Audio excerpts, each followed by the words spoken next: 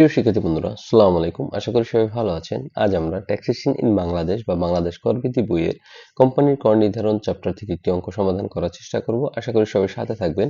এই অঙ্কটার দিকে যদি আমরা তাকাই, এটা ডিইউ বিবিএ H2 অ্যাকাউন্টিং 2017 সালে এসেছে এবং এনইউ বিবিএ H3 মানে থার্ড ইয়ারের ম্যানেজমেন্ট 2021 সালে এসেছে।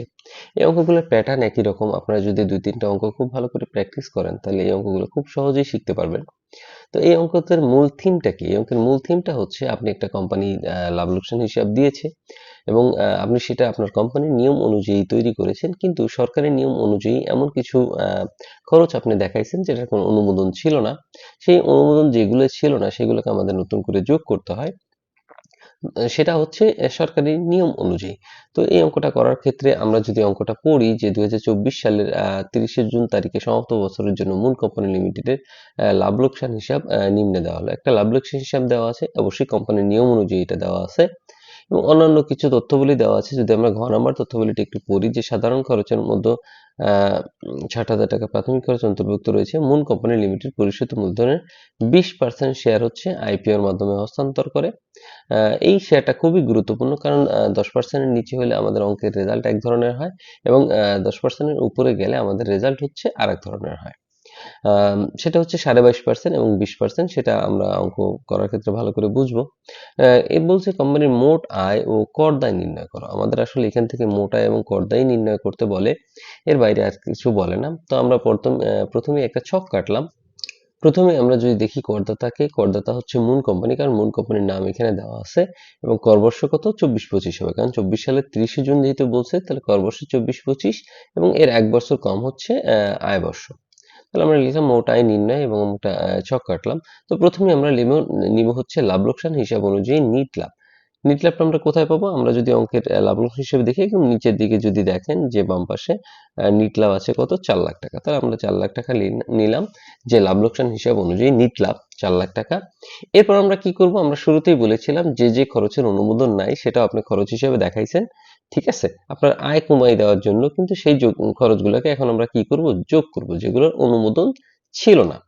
যেমন প্রথমেই আমরা যদি অঙ্কের দিকে তাকাই, যে জরিমানা, যদি জরিমানা দেখতেছি আমরা 10,000 টাকা, এটার অনুমোদন ছিল না কিন্তু আপনি খরচ হিসেবে দেখাইছেন, এটা আমরা 10,000 টাকা জরিমানা দেখাই দিলাম। এরপর হচ্ছে থাকে দান। এই যে দানটা হচ্ছে কত, 20,000 টাকা। তাহলে দানটাও অনুমোদন ছিল না, আমরা দানটা দেখাইলাম 20,000 টাকা। এরপর যদি দেখি যে খ নম্বর অন্যান্য তথ্যাবলীতে বিজ্ঞাপন 5 বছরের জন্য প্রদত্ত হয়েছে। তাহলে আপনি বিজ্ঞাপন খরচ দেখাইছেন কত, 40,000 টাকা, কিন্তু এটা তো 5 বছরের জন্য 40,000 টাকা, কিন্তু আপনি এক বছরই 40,000 টাকা দেখাই দিচ্ছেন। তাহলে 4 বছরেরটা কি হবে? বিলম্বিত বিজ্ঞাপন হবে, যেটার অনুমোদন ছিল না কিন্তু আপনি খরচ হিসেবে দেখাই দিচ্ছেন। তাহলে আমরা দেখাবো বিলম্বিত বিজ্ঞাপন, এটাকে 5 দিয়ে ভাগ করবো এবং 4 দিয়ে গুণ করব। তাহলে 4 বছরেরটা বের হয়ে যাবে, তাহলে কত, 32,000 টাকা। এরপর যদি দেখি যে করের ব্যাপারটা হচ্ছে, এই করটা হচ্ছে গত বছরের কর, আপনি এই বছর পরিশোধ করছেন, যেটা সরকারের অনুমোদনযোগ্য নয় বিধায় এটাকে আমাকে কি করতে হবে? আবার নতুন করে যোগ করতে হবে। তাহলে আমরা কর দেখাইলাম কত টাকা, 10,000 টাকা। এরপর যদি দেখি ঘ নাম্বারে, যে সাধারণ খরচের মধ্যে 60,000 টাকার প্রাথমিক খরচাবলী অন্তর্ভুক্ত রয়েছে। প্রাথমিক খরচাবলী এটা হচ্ছে এটার অনুমোদন কখনোই থাকে না, এই জন্য কিন্তু আমরা কি করছি, প্রাথমিক খরচটাকে কি করছি, এখানে খরচ হিসেবে দেখাইছি। কোথায় দেখাইছি? সাধারণ খরচের ভিতরে। সাধারণ খরচ যে 1,40,000 টাকা আছে, এটার ভিতরে 60,000 টাকা প্রাথমিক খরচ আছে, যেটা আমরা দেখাই দিছি, যেটা আসলে আইন বহির্ভূত। তো আমরা প্রাথমিক খরচটা দেখাই দিব। প্রাথমিক খরচ দেখাবো কত, 60,000 টাকা। কত টাকা? 60,000। এখানে 60,000ই আছে। এরপর যদি আমরা দেখি যে এখানে ১ নাম্বারটা যদি একটু পড়ে দেখি, যে আয়কর অনুযায়ী অনুমোদনযোগ্য অবচয় 20,000 টাকা।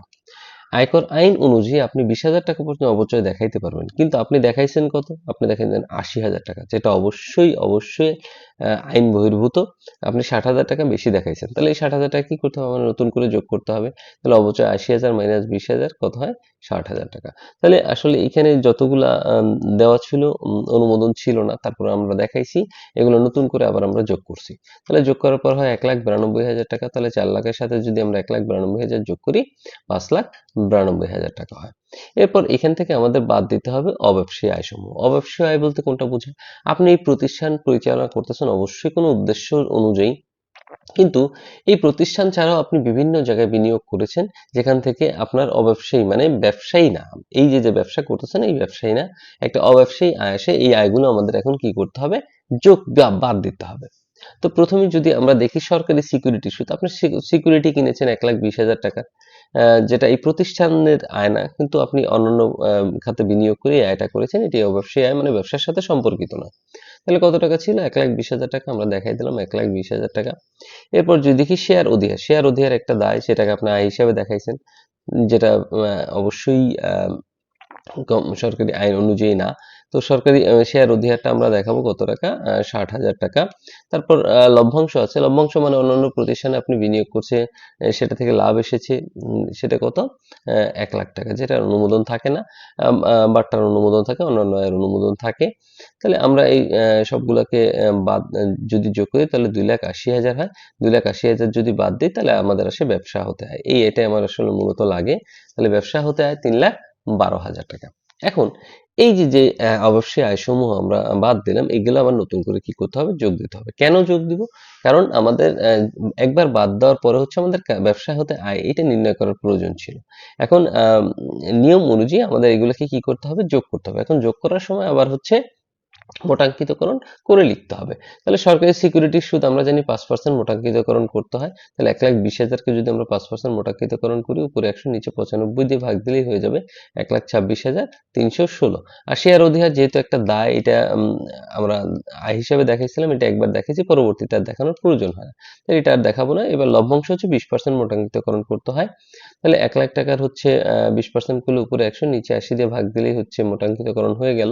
তাহলে 1,95,000 টাকা। তাহলে যদি দুইটা মিলে আমরা করি, যে 2,51,316, তাহলে যদি অবশ্যই আয়সমূহ 3,12,000 সাথে যোগ করি তাহলে 5,63,316। এটা হচ্ছে কি, এটা হচ্ছে আমাদের মোট আয়। তাহলে মোট আয় আমরা পেলাম কত, 5,63,316। এখন আমরা কি নির্ণয় করবো এই অঙ্ক থেকে? এখন আমরা কর দায় নির্ণয় করব। তো চলেন আমরা কর দায় নির্ণয় করি, যেহেতু আমাদের প্রথম যে মোট আয় নির্ণয় করতে বলেছিল সেটা আমরা নির্ণয় করতে পারছি। আহ, তো চলেন আমরা মোট আয় নির্ণয় করি, কর দায় নির্ণয় করি, সরি। প্রিয় শিক্ষার্থী বন্ধুরা, ন্যাশনাল ইউনিভার্সিটির বিবিএ এমবিএ সকল সাবজেক্টের পরবর্তীতে আপডেট পেতে এই ভিডিওটিতে লাইক করুন, চ্যানেলটি সাবস্ক্রাইব করুন এবং বেল বাটনে ক্লিক করে রাখুন। তো কর দায় নির্ণয় করার ক্ষেত্রে আমাদের যেভাবে একটা ছক দেখতেছেন, এভাবে একটা ছক কাটার চেষ্টা করবেন।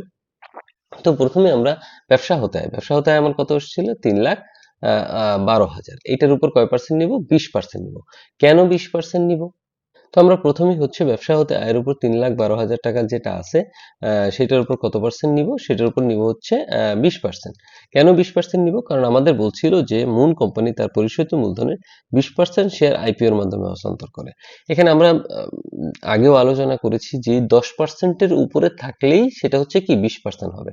10%-এর উপরে থাকলেই, এখানে যদি 12% থাকতো তাও আমরা 20% নিতাম, এখানে যদি 15% থাকতো তাও আমরা 20% নিতাম, এখানে যদি 18% থাকতো তাও আমরা 20% নিতাম, এখানে 25% থাকলেও আমরা 20%ই নিতাম। আপনারা হয়তো মাঝে মাঝে কনফিউজ হবেন যে এখানে 20% আসে বিধায় আমরা এখানে 20% নিচ্ছি, ব্যাপারটা সেরকম না। এখানে যে পার্সেন্টেজই থাক, 10-এর উপরে থাকলে আমরা এখানে 20 নিব। যদি 10-এর নিচে থাকতো তাহলে আমরা কি করতাম, 22.5 নিতাম। আশা করি ব্যাপারটা বুঝতে পারছেন যে এখানে 10-এর নিচে থাকলে আমরা কি করতাম, 22.5% নিতাম।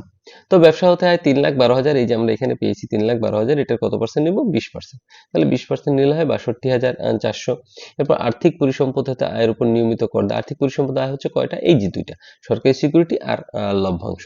তাহলে প্রথমে লভ্যাংশ 1,25,000, এই যে 1,25,000 আসছে, এটার কয় পার্সেন্ট নেব, 20%। তাহলে কত হয়, 25,000। তারপর হচ্ছে 1,26,316 হচ্ছে সরকারি সিকিউরিটি সুদ। তাহলে সরকারি সিকিউরিটি সুদ আমরা নিব 1,26,316, এটার উপর যদি 20% দিই তাহলে আমাদের হয় হচ্ছে 25,368। তাহলে দুটো যদি যোগ করি তাহলে হয় 50,263।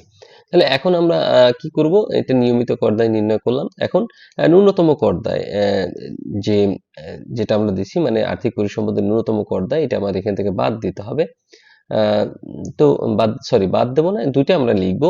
তো কিভাবে লিখবো, এটা প্রথমটা দেখেন, লভ্যাংশ 1,25,000, এখানে ছিল 1,00,000।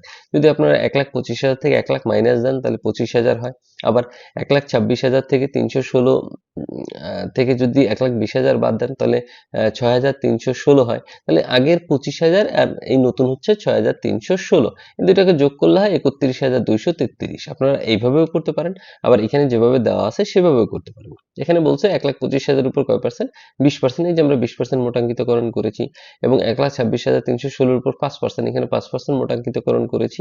এটা দিয়ে যদি যোগ করেন তাও 31,263 আসছে। আপনারা দুইভাবেই করতে পারেন, এখান থেকে মাইনাস দিয়ে যোগ করতে পারেন, অথবা এখানে যেভাবে দেখানো আছে সেভাবেও করতে পারেন, দুইটিই কারেক্ট।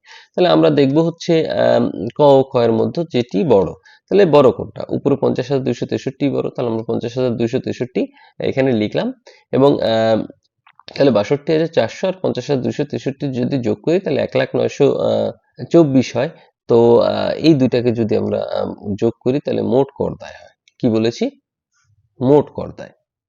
তো আমরা যদি এখান থেকে মোট কর দায় করি তাহলে মোট কর দায় হয় 1,12,263 টাকা।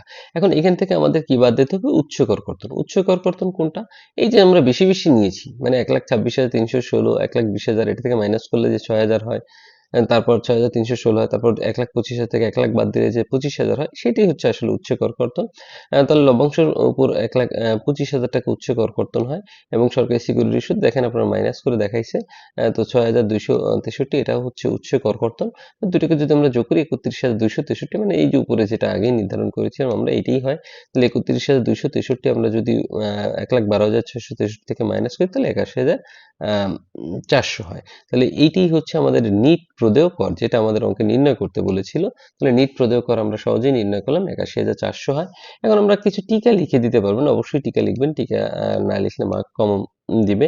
তো দান হচ্ছে অনুমোদনযোগ্য নয়, তারপরে আয়কর আইন অনুযায়ী 5% উচ্চ কর কর্তন কাটছি, তারপর হচ্ছে লভ্যাংশের হচ্ছে 20% উচ্চ কর কর্তন কাটা হয়েছে, তারপর কোম্পানির বিক্রয় পরিমাণ উল্লেখ না থাকায় ন্যূনতম কর নির্ণয় করা যায় নাই, বিলম্বিত বিজ্ঞাপন খরচ মূলধন জাতীয় ব্যয় বিধায় অনুমোদনযোগ্য নয়। এইগুলা আরো চেষ্টা করবেন দু একটা লিখে দেওয়া, মানে 4-5টা মিনিমাম লিখে দেওয়ার জন্য। তো এই ছিল অঙ্কের সমাধান, আশা করি বুঝতে পারছেন। যদি কোনো সমস্যা থাকে অবশ্যই কমেন্ট বক্সে কমেন্ট করতে ভুলবেন না, আর অবশ্যই চ্যানেলটা সাবস্ক্রাইব করবেন, কারণ চ্যানেলটা সাবস্ক্রাইব না করে আপনার ভিডিও দেখে চলে যান বাট সাবস্ক্রাইব করেন না। তো অবশ্যই চ্যানেলটা সাবস্ক্রাইব করবেন, এবং পরবর্তী ভিডিওর জন্য অগ্রিম শুভেচ্ছা রইল। আর অবশ্যই ডেসক্রিপশন বক্স চেক করবেন, যেখানে আমাদের এই বই রিলেটেড যতগুলো চ্যাপ্টার আছে সেগুলো প্লেলিস্ট আকারে দেওয়া আছে আপনাদের সুবিধার্থে। ভালো থাকবেন সবাই, আসসালামু আলাইকুম।